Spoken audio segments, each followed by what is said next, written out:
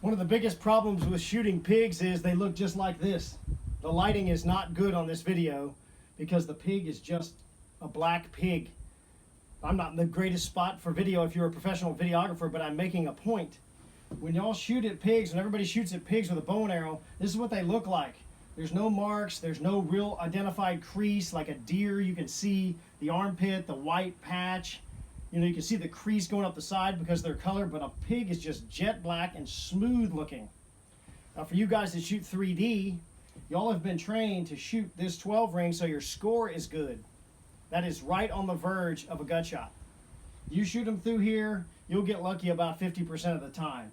If you're going to shoot a broadside shot, you need to be forward of the crease and right in this area, and preferably down. Luckily, I have a pig that's not much bigger than this that breaks down in the video. I shoot him. You're going to get to see some live action. But for right now, let's talk about a few things with pigs that are a problem. First thing, their kill zone is right here and tiny. The 12 ring is right on the verge. You need to think about this thing being a funnel. The front of the funnel's here, and it opens up like this and goes like that.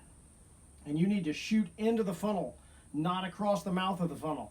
You want to shoot into the funnel hole. Your best shot's why the best shot is a quartering away. It's not for penetration, it's not because of the shield, it's because they have crazy small lungs and heart and a really weird shaped kill zone.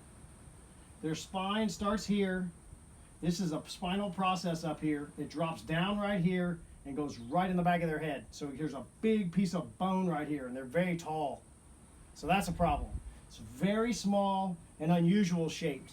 A deer spine tends to run up here because their head's upright, but the pig's spine goes in the back of its head, so it's actually right here. There's a lot of people shoot bow and arrows and get the bonk. Well, that's because you hit the shoulder blade and the spine and you just didn't penetrate anything. I call it the bonk shot. So this is a picture of a pig skeleton from the Smithsonian, of all places. I obviously marked a shoot here spot, and then the white line represents the diaphragm. Okay, so you mentally know you got to shoot straight up the crease, right above the elbow, and stay really low. On top of the back, you see those spinal processes. I said, hey, take those out. So mentally, you need to take out the spinal processes, which the middle of the pig is high lung shot here. So you're thinking lower 1/3, right above the elbow. This shows you the spine. And then you have behind the diaphragm, gut world. So we have our triangle drawn on there. We have our spinal processes taken out. We sort of know where the shoulder blade is. We see the elbow. We know where the diaphragm is. And now we know where the guts are. Then we have the bone donk. The shoulder blade in this one is a little elevated because it's in an action stance. A pig carrying weight on both of its front legs, that shoulder blade would be down right on top of the triangle, further reducing your kill zone, making it much smaller and much lower than mid-body, which is where a lot of people tell you to shoot it. And then if you shot a lot of deer, in the middle is good on a deer. On a pig, you're risking the top of the kill zone, and you're risking hitting that shoulder blade, which is backed up by tremendously strong spine and ribs, and you get the bone donk. It sounds like a hammer hitting pavement. It's tough. So here's a pig a little bigger than that target laying on the table. And that's, as you can see, the exit wound there, and then I made a slice right where the diaphragm is on this pig. And we're gonna flip up the hood here in just a second. You see the ribs, you see the triangular shape, and you see how the ribs towards the front of the pig are very short and they're very tall to the back. My finger is pointing at the diaphragm. When you shoot through the 12 ring on a McKenzie target, where they teach you to shoot them, you're shooting the rear of a lung and you're lacerating the liver. If you hit the hepatic artery, they will go down in a hurry. If you do not, they're gone. So here's my hand tilted up, riding under the spine, which I talked about earlier. It's kind of curved and dips down. You can see how far it dips down. This tilts the lungs upward, and there's the funnel shape, just like my hand is right there. You want to shoot at my index finger and quarter it in. On big hogs, this is not much bigger. Maybe the size of my hand and a half on a 200 or 250 pounder. They just don't grow heart and lungs. They're not sprinters. God did not design them for such things. They are walking trash cans. You got to hit them low, and you need to shoot quartering in because this thing is so weirdly shaped. So you can get on the message boards, you can send me all kind of comments below, but I don't know how you beat the physiology. That's my index finger. And as the pigs get bigger, the ribs get thicker, but this spacing doesn't change much.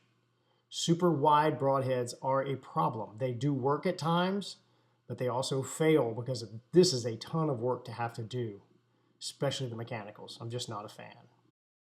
So just to prove a point, here's a standard rage. And you can see the ferrule barely fits in the intercostal space, and those blades from the very beginning of the blades are going to ram through two ribs no matter almost 100% of the time, no matter the angle it goes in, especially on a quartering shot. I believe the blades are going to get dulled or destroyed, and that allows your pigs to run off because when they arrive in the thorax, where the lungs and the heart are, they don't have any ability to cut anything. Here's a Magnus Stinger. This is what I actually shot this pig with. And you can see that it's going to almost 100% of the time hit two ribs going in. Now, this broadhead has the chisel serration, the buzz cut feature. I have a review on another video on my channel. You can look at that. But a two-blade broadhead with a nice cut-on contact point is the way to go because the blades stay sharp, get through the ribs, and arrive in the thorax sharp to do damage where they need to. They're supposed to lacerate the lungs, lacerate the heart, and put your pig down in a hurry. The wide mechanicals get destroyed, in my opinion, and that's why a lot of the pigs run off, not to mention there's penetration issues just due to the amount of work they have to do. A pig moves just like this pig. They are solid, solid. They never bend in the middle.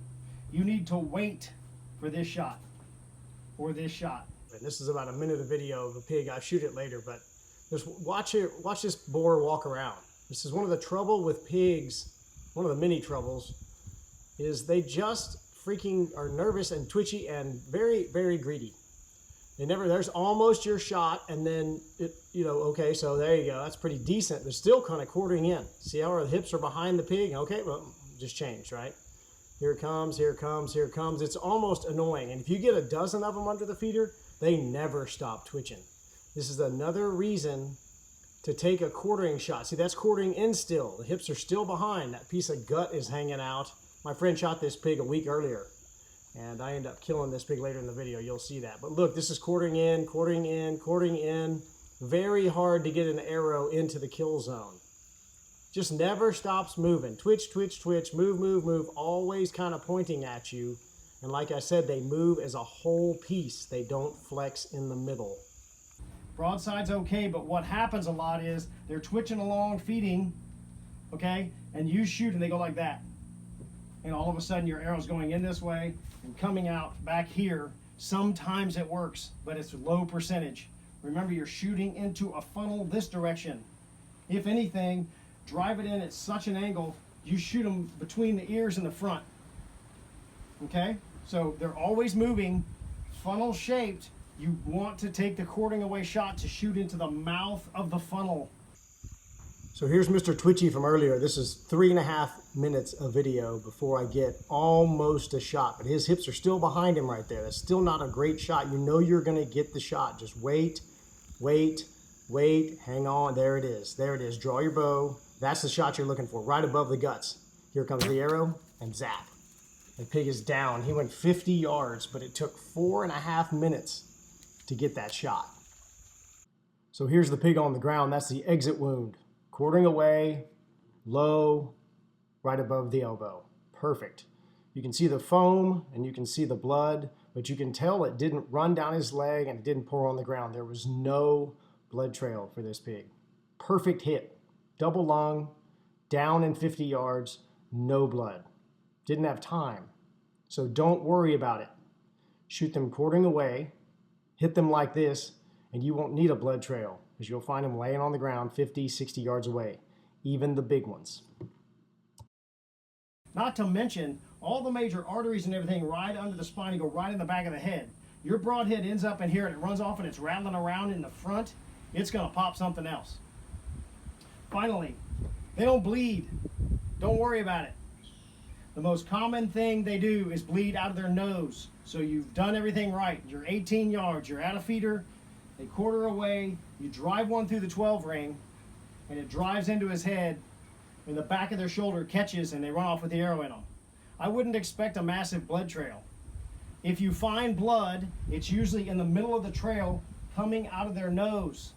You've severed their lungs, you've punched holes in their trachea, filled up their chest, and they're blowing it out because their nose is lower than their chest. It's just a pressure gradient. Very simple. It's another reason why they don't bleed a lot. They got hair, mud, there's fat, there's other issues. But they've got to start blowing it out their nose before you find a blood trail. You take this shot, tree stand, ground stand, drive it right in here onto the crease and forward.